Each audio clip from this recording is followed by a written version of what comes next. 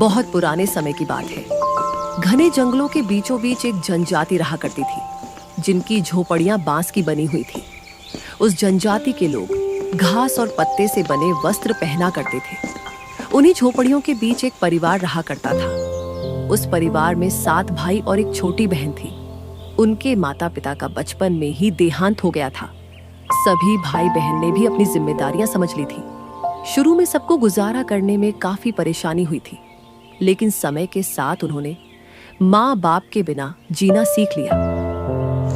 यहाँ के लोग जंगली जानवरों, पक्षियों का शिकार करके अपना भोजन बनाते थे। 7 भाई और बहन बड़े प्यार से मिलजुल कर रहते थे। दिन निकलते ही 7 भाई शिकार के लिए जंगल निकल जाते और बहन सबके लिए खाना पकाती थी और घर के बाकी दूसरे काम करती थी। भाई जब जंगल से वापस आते तो साथ में जानवर, पक्षी आदि को मार कर लाते थे। बहन उनके मांस को पकाती और सब मिलकर भोजन करते। ऐसे ही एक दिन 7 भाई जंगल में शिकार करने के लिए गए थे। शाम होने वाली थी। बहन सबके लिए खाना बना रही थी। जब वह एक जानवर के मांस को काट रही थी, तभी चाकू की तेज धार से उसकी उंगली कट जाती है।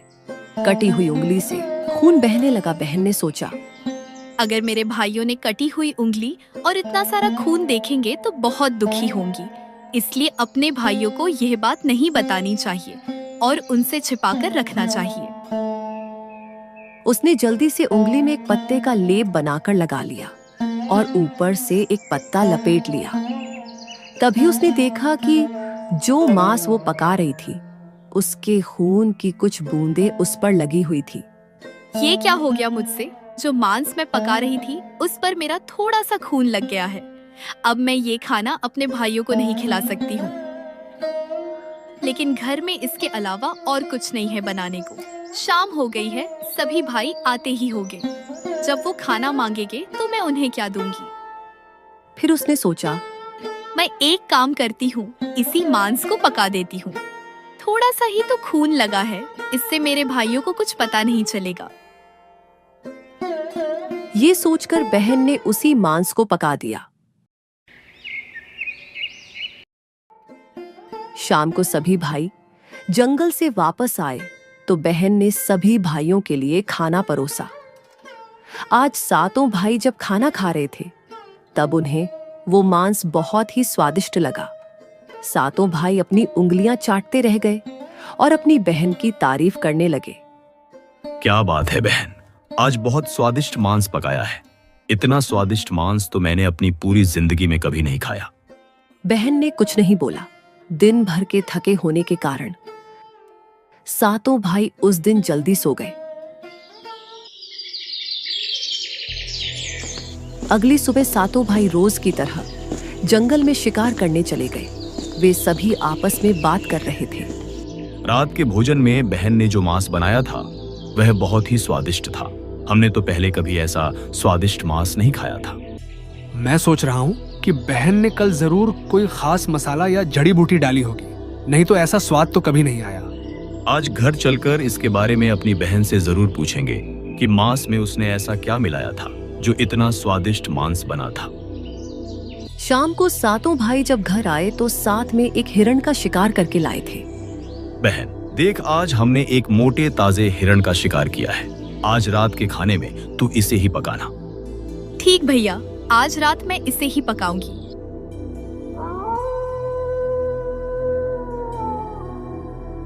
रात में 7 भाई बड़े उत्साह से स्वादिष्ट मांस खाने के लिए बैठे हुए थे। छोटी बहन चंदा रसोई से बड़े पतीले में मांस पकाकर लाई और सभी को परोस दिया।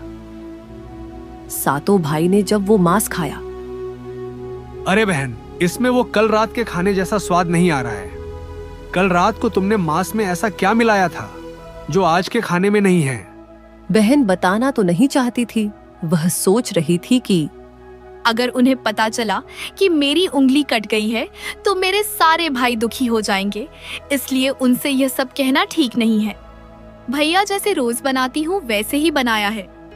नहीं बहन, तुम्हें आज बताना ही पड़ेगा। मैं जानना चाहता हूँ कि हमारी बहन ने कल इतना स्वादिष्ट मांस कैसे बनाया था। तुम्हें मेरी कसम है बहन, तुम्हें आज सच्चाई बतानी ही होगी। बड़े भाई का सब सम्मान करते थे, इसलिए बहन को भी अब सच बोलना पड़ा।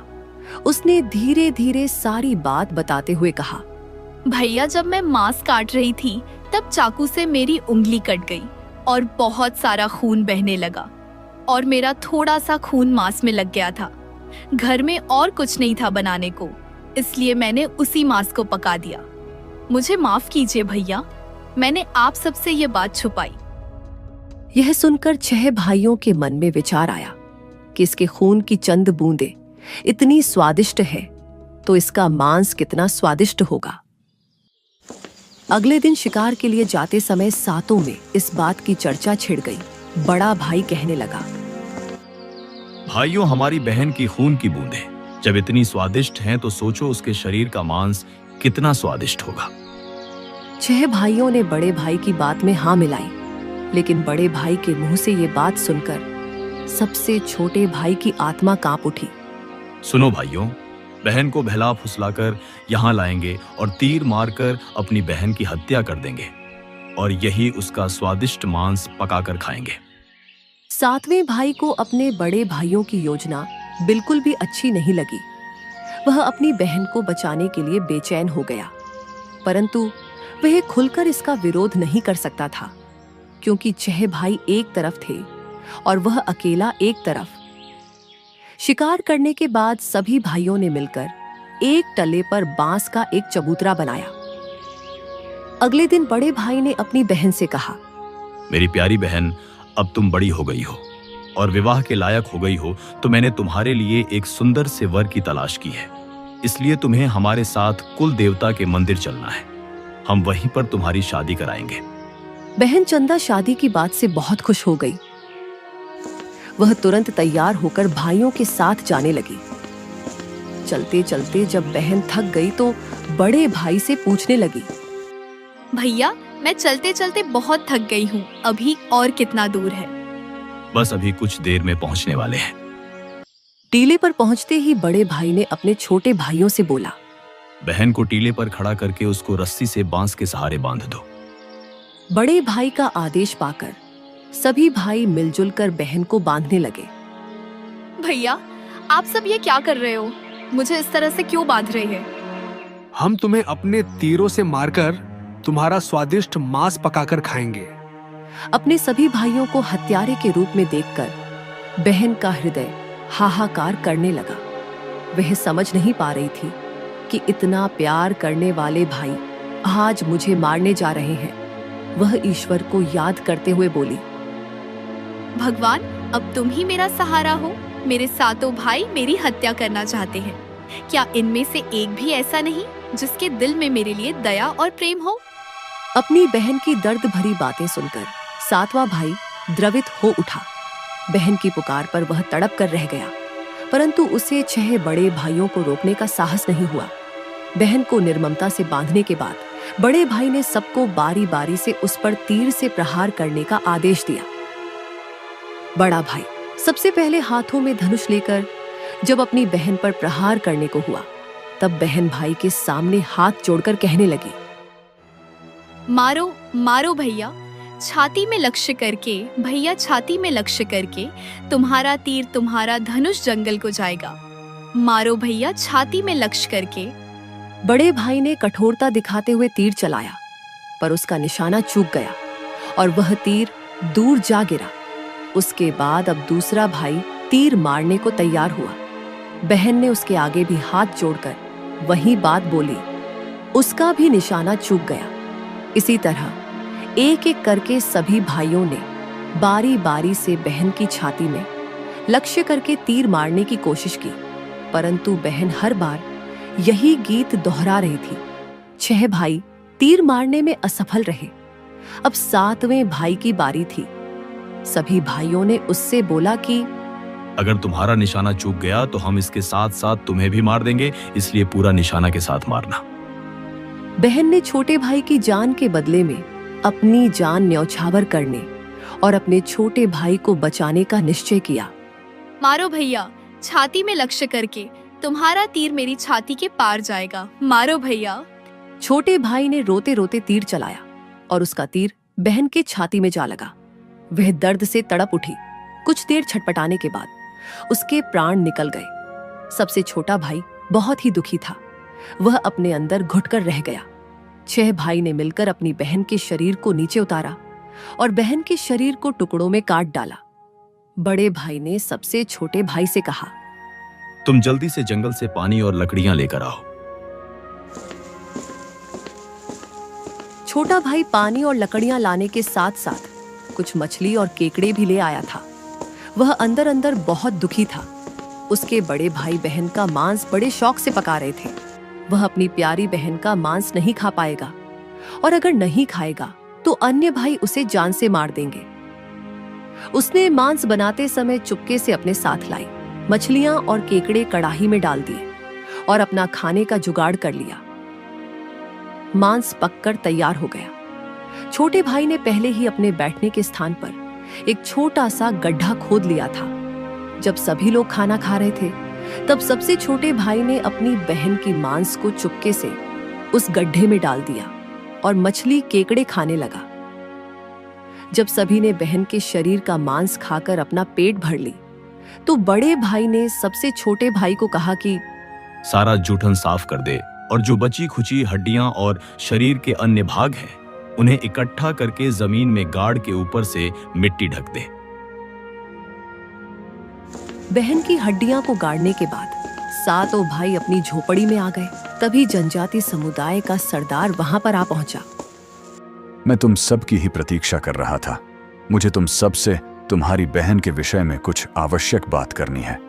दरअसल बात यह है कि मेरे बेटे को तुम्हारी बहन चंदा बहुत पसंद है और उससे विवाह करना चाहता है। इसीलिए मैं आज तुम सब भाइयों से चंदा के विवाह का प्रस्ताव लेकर आया हूं। लेकिन चंदा तुम सबके साथ नहीं है, वो भी तो तुम्हारे साथ गई थी। सरदार की बात सुनकर 6 भाइयों के चेहरे पर डर छलकने लगा। लेकिन 7वें भाई की आंख से आंसू गिरने लगते हैं।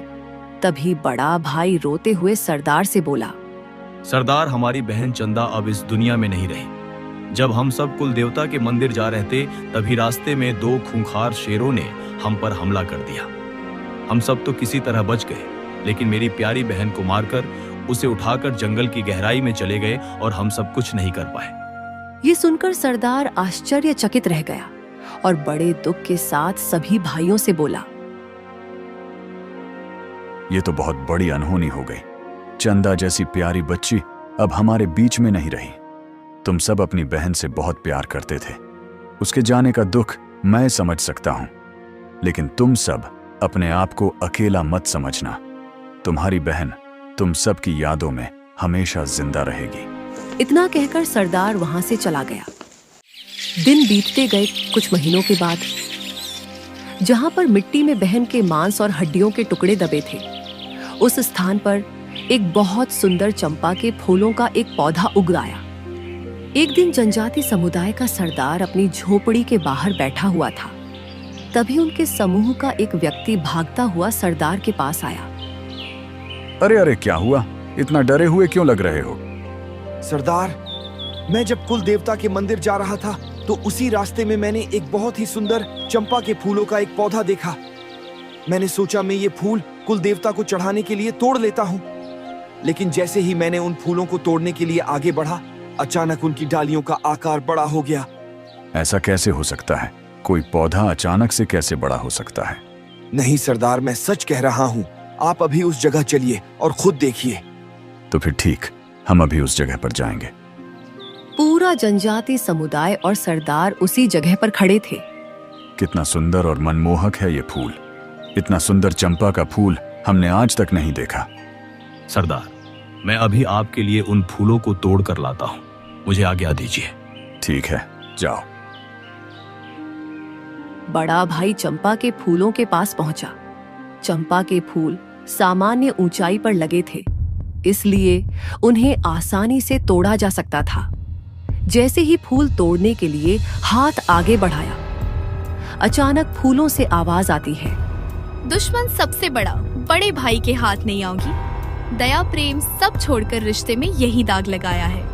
और फिर चंपा के फूलों की डालियां अपना आकार बढ़ाकर और ऊंचाई पर चली जाती है। ये सुनते ही बड़ा भाई के पसीने छूटने लगे और वह पीछे हट गया। सभी लोग ये दृश्य देख आश्चर्य रह गए। अब दूसरा भाई आगे आकर सरदार से बोला, सरदार अब मुझे आज्ञा दीजिए, मैं अभी आपके लिए उन फूलों को तोड़ कर लाता हूँ। अब दूसरा भाई चंपा के फूलों के पास पहुंचा।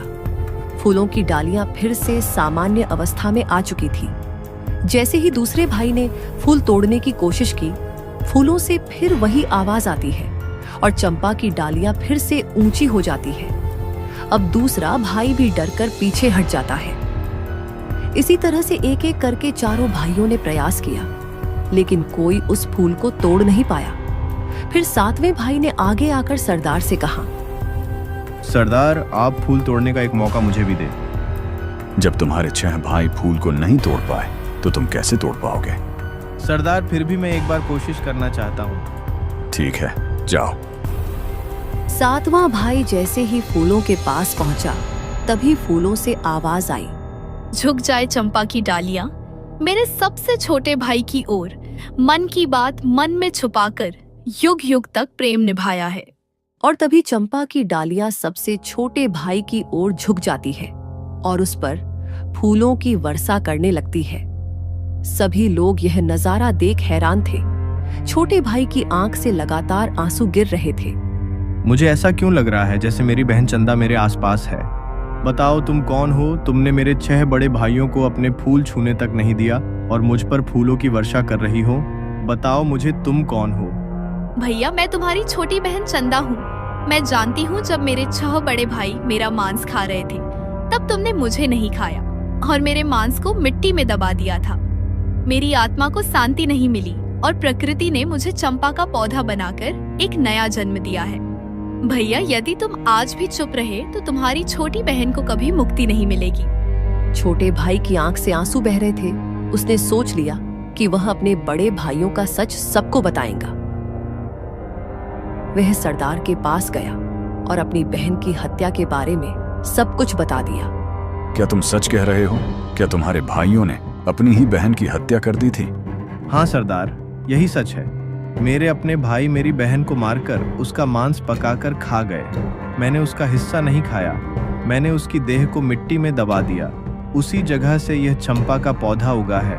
मेरी बहन की आत्मा आज भी इसी में बसी है। जिसने अपनी ही बहन की हत्या की हो वह किसी भी रिश्ते के लायक नहीं। ऐसे पापियों को जीवित रहने का कोई अधिकार नहीं। जिसके बाद कबीले के सरदार ने 6 भाइयों को बिना खाना पानी के कारागार में बंद कर दिया और चंपा के पौधे से बहन की आत्मा मुक्त हो गई। अब वह सिर्फ साधारण चंपा का पौधा बन चुका था। लेकिन दिन के बाद से छोटा भाई रोज चंपा के पौधे के पास जाता और अपनी छोटी बहन को याद करता।